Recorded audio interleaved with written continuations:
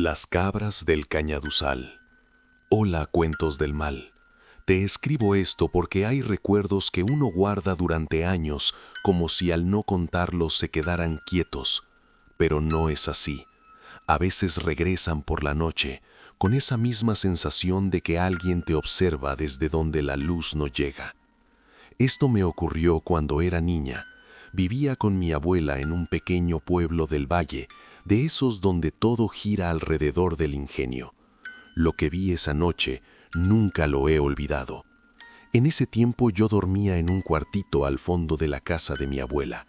Era una casa con un patio de tierra y un lavadero viejo donde siempre había una cubeta con agua. Por las noches se escuchaba todo: el canto de los grillos, las ranas y de vez en cuando el silbido de algún tren lejano o el rechinido de los camiones cañeros pasando por la carretera. Esa noche desperté porque escuché a mi abuela moverse. Mi abuela era de esas mujeres que no hacían ruido ni para respirar, pero esa vez sus pasos sonaron apresurados. Abrió mi puerta despacio y me habló en voz muy baja: «Mariela, levántate, acompáñame un momento». Yo apenas abrí los ojos. Me senté en la cama y vi que ya traía un rebozo encima, sin encender ninguna luz. «¿A dónde vamos, abuela?», le pregunté medio dormida. Ella no respondió de inmediato, solo me tomó la mano con fuerza, como si no quisiera que dudara. «A hacer una necesidad, hija, pero ven calladita». En ese pueblo, cuando te sorprendía la noche y no querías salir hasta el baño de afuera, hacías lo que podías. Y mi abuela, por su edad, ya no aguantaba mucho. Lo extraño no era eso, lo extraño era la dirección. En lugar de ir al baño del patio, me llevó hacia el camino del Cañaduzal. Me quedé mirando, porque el Cañaduzal a esa hora parecía un mar oscuro. La caña se levantaba alta y cerrada, y el viento la hacía crujir como si alguien caminara dentro. Mi abuela apretó mi mano. «Solo un poco más adelante, aquí cerquita», dijo. Cruzamos el borde del camino y avanzamos unos pasos entre la caña. El aire ahí dentro era distinto. Mi abuela se acuclilló. Yo me quedé a un lado mirando hacia la entrada por si se acercaba alguien. Recuerdo que me sudaban las manos y me picaba la piel, como si la misma caña me rozara, aunque no me tocara. Fue entonces cuando escuchamos el primer movimiento. Como si varias cosas avanzaran al mismo tiempo. La caña se movió de forma brusca y luego quedó en silencio. Mi abuela, todavía agachada, levantó la cabeza despacio. Vi cómo su rostro se tensó. Me jaló del brazo y me pegó a su hombro. Con la otra mano me hizo una señal clara de guardar silencio. Apreté los labios tan fuerte que sentí el sabor de mi propia saliva. El corazón se me subió a la garganta, no porque supiera qué iba a pasar, sino porque el cuerpo reconoce cuando algo no está bien. Entonces apareció la primera. Entre la caña, a unos metros, se asomó una silueta. No era una persona, era una cabra grande que venía parada en dos patas. Las patas delanteras dobladas como si fueran brazos recogidos, y en una de ellas, lo juro, llevaba una pequeña luz, un punto brillante, como una vela diminuta, como un lucero atrapado. Sentí que me faltaba el aire, se me abrió la boca, pero no salió ningún sonido. Mi abuela me la cubrió de inmediato con la mano, fuerte, como si quisiera impedir que gritara. Luego apareció otra cabra, y otra, y otra. No corrían ni saltaban como animales, avanzaban en fila, despacio, ordenadas. Se internaban por el Cañaduzal como si siguieran un camino invisible, y todas llevaban esa misma lucecita en las patas delanteras. Esas criaturas emitían un sonido, un murmullo repetitivo, como cuando la gente reza a lo lejos, como cuando estás medio dormida y escuchas a alguien hablar desde otro cuarto, pero allí no había personas, eran cabras, y el murmullo venía con ellas. Pasaron cerca, tan cerca que la luz de una iluminó mi rostro por un instante. Vi sus ojos, no se movían como los de un animal nervioso, se movían lento. En un momento, una cabra giró la cabeza hacia donde estábamos. No sé si nos vio, pero lo sentí como una mirada directa. Sentí un calor en la nuca, como si alguien acercara una vela por detrás. Me recorrió un escalofrío tan fuerte que las piernas se me debilitaron. Mi abuela me sostuvo con fuerza del brazo, sus uñas se clavaron en mi piel. No me dolió en ese instante, me dolió después, cuando ya estábamos a salvo. La cabra se quedó mirando un segundo y abrió la boca. La abrió como si fuera a hablar, pero no salió ninguna palabra. El murmullo de las demás se volvió más intenso. Sentí ganas de vomitar. Todo mi cuerpo temblaba, pero no podía moverme. Mi abuela, sin dejar de cubrirme la boca, me acercó más a ella y me susurró al oído: «No las veas, no les mires los ojos, Mariela». Pero ya las había visto, y yo sentía que ellas también a mí. Las cabras continuaron avanzando, una tras otra, perdiéndose entre la caña. Las lucecitas se alejaban, como si alguien caminara con pequeñas velas dentro del monte. Cuando la última desapareció, el silencio regresó con tanta fuerza que me zumbaban los oídos. Mi abuela permaneció inmóvil un momento, como asegurándose de que ya no había nada cerca. Luego me soltó la boca y me jaló del brazo. «Vámonos», me dijo, y en su voz ya no había calma. Yo no corrí, me arrastró. Mis pies se enredaban en la tierra, en las raíces, en las hojas. Sentía que la caña me golpeaba los brazos y raspaba mi cara.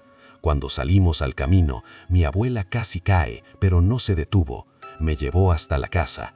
Cerró la puerta de golpe, se quedó apoyada contra la madera, escuchando, como si esperara que algo nos siguiera.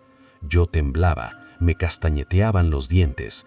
Sentía el cuerpo pequeño, como si me hubiera encogido por dentro. Mi abuela me miró y dijo algo que nunca olvidé. Pasaron junto a nosotras. Lloré en silencio, como cuando no quieres que te escuchen. «¿Qué eran, abuela?», le pregunté. Ella tragó saliva. Se llevó los dedos a la frente, como si le doliera la cabeza. «Ánimas, o algo peor. Y esas lucecitas no eran velas, hija». No me explicó más. Solo me llevó a mi cama, me acostó y se quedó un rato sentada, sin rezar en voz alta, solo moviendo los labios. Al día siguiente se lo conté a mi mamá cuando vino por mí, pero nadie quiso hablar del tema. En los pueblos, cuando algo huele a eso, la gente prefiere hacerse la sorda. Mi abuela solo dijo: «No vuelvas a meterte al monte de noche». Con los años supe que cerca del ingenio siempre pasan cosas extrañas. Gato macabro, si vas a contar esto, solo te pido algo, que la gente no se burle. Yo sé lo que vi, y mi abuela también, y si alguna vez te toca pasar por un cañaduzal de noche y ves lucecitas avanzando en fila, no te acerques.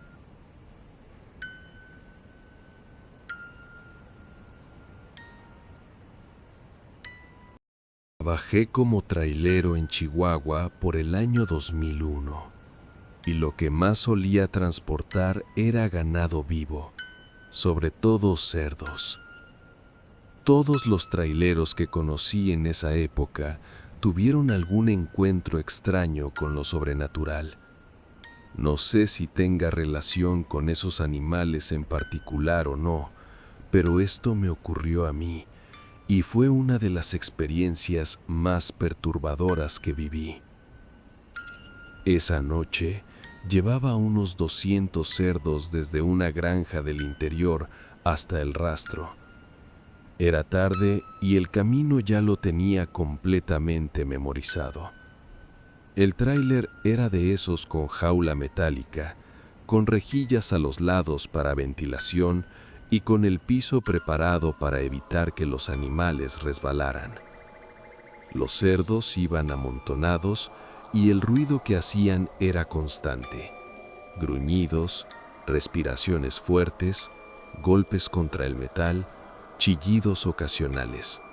Eso era lo normal. Yo iba escuchando un programa en la radio para mantenerme despierto. En una ruta tan solitaria y de noche, cualquier distracción ayuda. De repente, sin previo aviso, se escuchó un chillido diferente. Fue un chillido desagradable, muy intenso. No era el típico sonido de cuando se empujan, Era como si estuvieran matando a un cerdo. Me puse tenso de inmediato.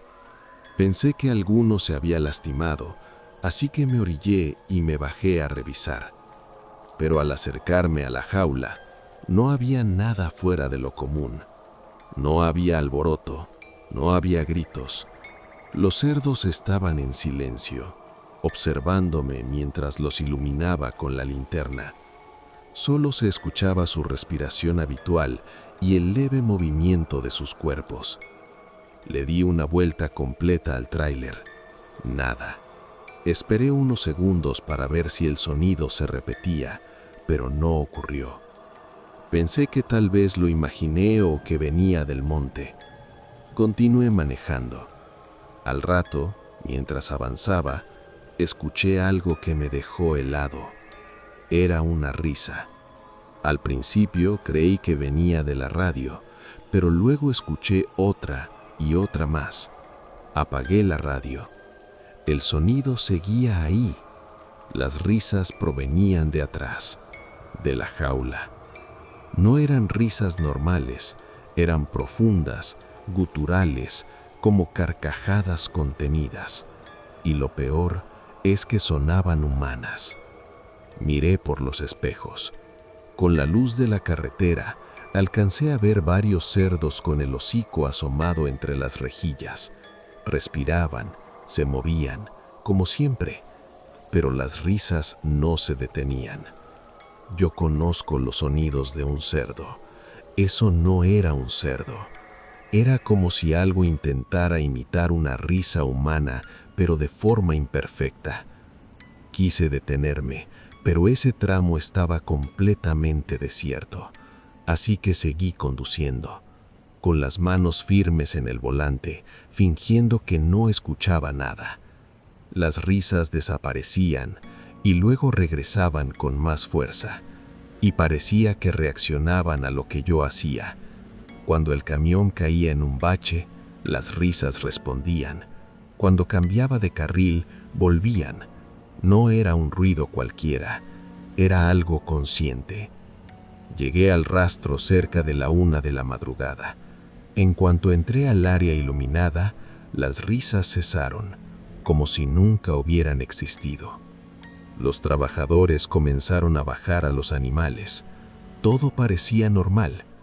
Yo observaba con atención, esperando notar algo extraño, pero no había nada. Hasta que uno de ellos dijo que había un animal que no se movía. Nos acercamos. En una esquina de la jaula había un cerdo muerto. Pensamos que había sido un infarto, pero al revisarlo vimos algo raro. Tenía un orificio en la cabeza, como si algo le hubiera perforado el cráneo. En ese momento lo entendí todo. Ese animal fue el que gritó. Y lo que escuché después no provenía de los cerdos. Algo más venía en el camión, algo que no pertenecía a la carga. En los años siguientes volví a transportar cerdos muchas veces. Escuché ruidos extraños en otras ocasiones, risas, golpes, incluso llantos, pero nunca algo tan intenso como aquella noche. Por eso creo que esos animales pueden atraer algo, o tal vez esa noche algo decidió subirse conmigo y jugar.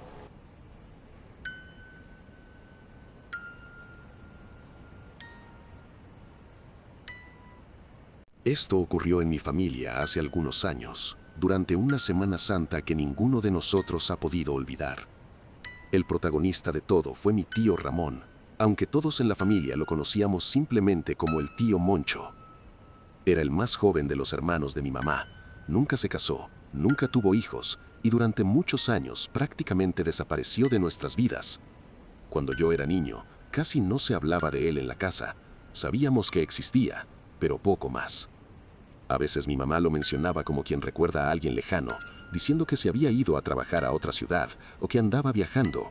Nada muy claro. Pasaron años así. Mis abuelos aún estaban vivos en ese tiempo y nunca parecían preocupados por él. Supongo que pensaban que tarde o temprano iba a volver, pero no volvió. No con ellos al menos. Durante mucho tiempo no supimos nada de él, hasta que un día, muchos años después, apareció de nuevo. Recuerdo bien la primera vez que lo vi cuando regresó. Yo ya era adolescente. Llegó a una reunión familiar sin avisar, como si nunca se hubiera ido. Saludó a todos con calma, abrazó a sus hermanos y se sentó a conversar como si hubieran pasado apenas unas semanas. Pero todos coincidían en algo. Se veía distinto. No sabían explicar exactamente qué era. No parecía enfermo, pero había algo en su forma de hablar, en su manera de mirar, que hacía sentir que no era el mismo. Algunos de mis tíos decían en voz baja que, durante el tiempo que estuvo fuera, se había metido en cosas raras, cosas relacionadas con religión, rituales o brujería. Nadie sabía con certeza qué había hecho, y la verdad, en la familia nadie quería profundizar en eso. Además, para ese momento mis abuelos ya habían fallecido, así que nunca llegaron a ver en qué se había convertido. El tío Moncho se instaló en una pequeña casa en las afueras de la ciudad. Era una casa sencilla, algo apartada del resto del barrio. A veces iba a reuniones familiares, a veces desaparecía durante semanas, y así pasaron algunos meses, hasta que ocurrió lo que lo cambió todo. Un día mi mamá comenzó a preocuparse porque nadie había sabido nada de él en varios días. No respondía llamadas, no abría la puerta cuando alguien pasaba a buscarlo. Al final, uno de mis tíos fue a su casa para ver si todo estaba bien. Ahí fue donde lo encontraron. Estaba muerto, sentado en una silla dentro de la casa. Lo más extraño fue que nadie sabía cuánto tiempo llevaba así. Podían haber sido horas o días, pero había algo aún más raro. No había olor. Cualquiera que haya estado cerca de un cuerpo sabe que, después de cierto tiempo, el olor aparece. Es imposible de ignorar. Pero en la casa del tío Moncho no había nada, ni el más mínimo rastro. Al final, todo se manejó como una muerte natural. El médico dijo que probablemente había sido algo del corazón. No hubo investigación, así que la familia decidió velarlo. La funeraria organizó todo para el sábado de gloria. La sala era pequeña, como las que hay en muchas ciudades. El velorio comenzó de manera normal. Familiares, vecinos, conocidos, todos fueron a despedirse. El ataúd estaba abierto, y el tío Moncho se veía tranquilo, como si estuviera dormido. Pasaban las horas, algunos rezaban, otros hablaban en voz baja, otros simplemente observaban en silencio. En mi familia siempre hubo una costumbre muy clara. Mi abuela decía que los muertos no debían quedarse solos antes del entierro, por eso todos planeaban quedarse toda la noche. Pero cerca de medianoche ocurrió algo extraño. Un trabajador de la funeraria entró en la sala, se acercó a mi mamá y a mis tíos y les dijo que había un problema con el servicio, que necesitaban que todos salieran un momento mientras solucionaban algo con el encargado. Eso no tenía sentido. Ellos habían pagado precisamente para estar ahí toda la noche. Hubo discusión, pero el trabajador insistió en que sería solo un momento, así que todos salieron al pasillo y luego a la calle. Nadie estaba de acuerdo. Mi mamá incluso dijo que a mi abuela no le habría gustado que dejaran al tío Moncho solo. Pasaron unos minutos, tal vez 10, quizá 15. No fue mucho tiempo. Entonces el trabajador volvió. Dijo que ya todo estaba solucionado, que podían regresar. Todos entraron de nuevo a la sala, y fue ahí cuando alguien dijo algo que nadie entendió al principio. ¿Dónde está? Al principio pensaron que se refería a otra cosa, pero cuando miraron al frente, lo vieron. El ataúd estaba abierto, pero estaba vacío. El cuerpo del tío Moncho no estaba. Hubo unos segundos de silencio absoluto, y luego comenzó el caos. Todos empezaron a buscar. Pensaron que alguien de la funeraria lo había movido. Revisaron pasillos, baños, otras salas. Nada. El trabajador juraba que nadie había entrado ni salido, que él mismo había estado afuera con ellos. La tensión creció, hasta que uno de mis tíos decidió revisar la sala contigua. Era una habitación pequeña, normalmente vacía. La puerta estaba entreabierta, no había luz.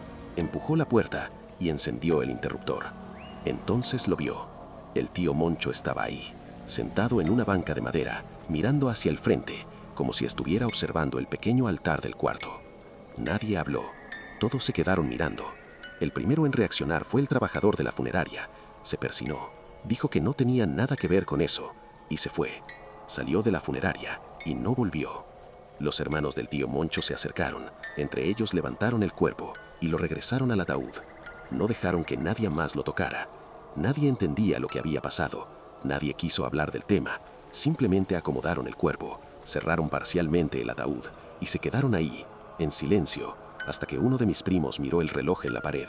Marcaba unos minutos después de medianoche, y alguien dijo en voz baja algo que nadie olvidó, que ya era domingo de resurrección.